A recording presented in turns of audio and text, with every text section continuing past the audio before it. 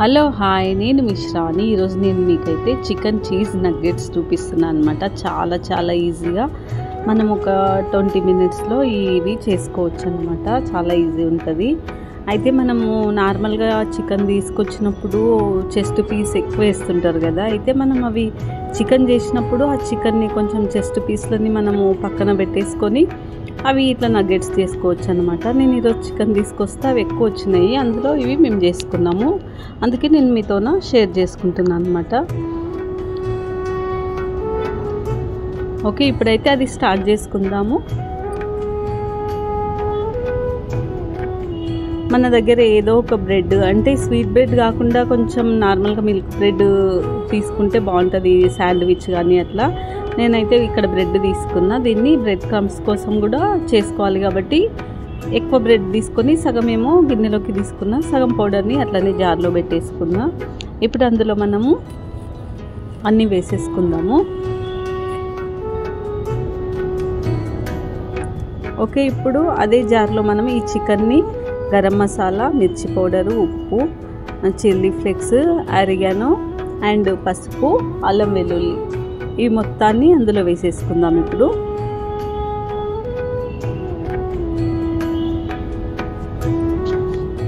వేసుకొని బాగా మన గోధుమ పిండి ఎట్లా కలుపుకుంటామో అట్లా ముద్దలాగా తయారవుతుంది అనమాట. గ్రైండ్ చేసుకోవాలి దీన్ని. నేనైతే కొంచెం కచ్చపచ్చగా చేసుకున్నా, మరీ మెత్తగా కాకుండా కొంచెం అక్కడక్కడ పీసులు ఉండేటట్టుగా. చూడండి ఒకసారి. ఓకే, ఇప్పుడు దీన్ని బాగా కొంచెం కలుపుకుందాము. దీంట్లో ఇప్పుడు మనం చీజ్ని వేసుకుందాము. నేను ఒక స్లైస్ చీజ్ని వేసుకొని మొత్తం లోపల వేసుకొని ఒక ముద్దలాగా చేసుకుంటున్నా దీన్ని మళ్ళీ.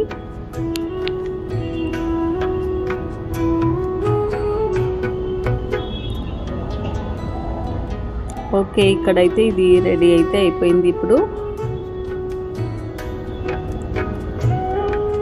ఇంకా మనకు నచ్చిన షేప్స్, అంటే నేను ఇట్లా చేసుకున్నా. ఇంకా సన్నగా కూడా చేసుకోవచ్చు. సన్నగా చేసుకుంటే కొంచెం తొందరగా కాలుతాయి అన్నమాట. నేనైతే ఈ షేప్లో చూపిస్తున్నా. మీరు ఇంకా చిన్నగా సన్నగా కూడా చేసుకోవచ్చు. ఇంకా మీకు డబ్బా షేప్లో కూడా చేసుకోవచ్చు. ఇది ఎగ్లో వేసుకొని మళ్ళీ బ్రెడ్ క్రమ్స్లో వేసుకోవాలి. మొత్తాన్ని ఇలాగే చేసేసుకుందాము. చూడండి ఒకసారి.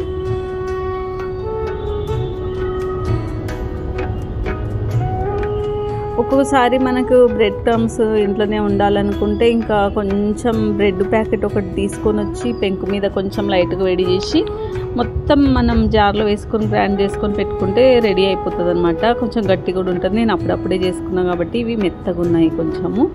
అట్లా కాకుండా మనకు కొంచెం గట్టిగా ఉండాలనుకుంటే కొంచెం ఆరేస్తే కూడా, పట్టిన తర్వాత కొద్దిగా ఆరేస్తే ఒక రోజులో మొత్తం అవి గట్టిగా అయిపోతాయి. లేదు అనుకుంటే పెంకు పైన అట్లా చేసుకోవచ్చు. ఓకే, ఇవన్నీ ఇట్లా రెడీ చేసుకుందాము. ఇప్పుడు చేసుకున్న తర్వాత నేనైతే బాణలి పెట్టుకున్నా. ఇప్పుడు వేయించుకుందాము. మేము కొంచెం లావుగా చేసుకున్నాం కాబట్టి టైం అయితే ఎక్కువ తీసుకుంటుంది.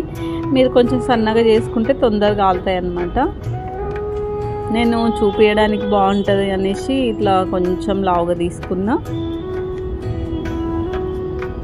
ఇంకా టైం అయితే ఎంబడి తీసేయొద్దండి. చిన్న మంట పైన మంచి వేగనివ్వాలి. పైన కొంచెం ఎక్కువ కాలినా సరే లోపల బాగా కాలాలన్నమాట. అప్పుడే తీసేసుకుంటే ఏమవుతుందంటే లోపల మొత్తం అట్లనే పిండి ఉండిపోతుంది అనమాట. అట్లా కాకుండా చాలా టైం నిదానం కాలవాలన్నమాట దీనిని. చూడండి ఒకసారి. నావి కలర్ చూస్తే మీకు అర్థమవుతుంది. నిదానం కాలవాలి. ఓకే, ఇట్లా మనకు అర్థమవుతుంది లోపల కాలినట్టుగా అప్పుడే చూస్తే. ఓకే, ఇప్పుడు మొత్తాన్ని ఇలాగే చేసుకుందాము. రెడీ అయిపోయినాయి ఇప్పుడు చికెన్ చీజ్ నగ్గెట్స్ మనకి. చూడండి ఒకసారి కలర్ చూడండి మీరే. మీరు కూడా తప్పకుండా ఇవి చేసుకొని నాకైతే కామెంట్ చేస్తారని అనుకుంటున్నా. ఎందుకంటే చాలా బాగా వచ్చినాయి అన్నమాట నాకు. మీరు కూడా తప్పకుండా మన ఇంట్లో ఉన్న వాటితోనే, ఎందుకంటే ఎవరితో అయినా ఇప్పుడు చికెన్ అయితే తెస్తారు. అందులో చెస్ట్ పీస్ కాకుండా నార్మల్ పీస్ కూడా చేయొచ్చు, కానీ బట్ ఇది బోన్లెస్ కాబట్టి కొంచెం అది చెస్ట్ పీస్ చూసుకుంటున్నాం మనము. ఓకేనా, మీరు కూడా ఇది తప్పకుండా ట్రై చేయండి. ఇంకోటి నెక్స్ట్ మరో వీడియోతోన మీ ముందుంటాను.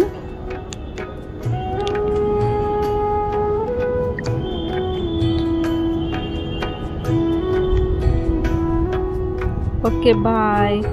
మీరు చేసుకొని నాకైతే కామెంట్ చేస్తారని అనుకుంటున్నా. బాయ్.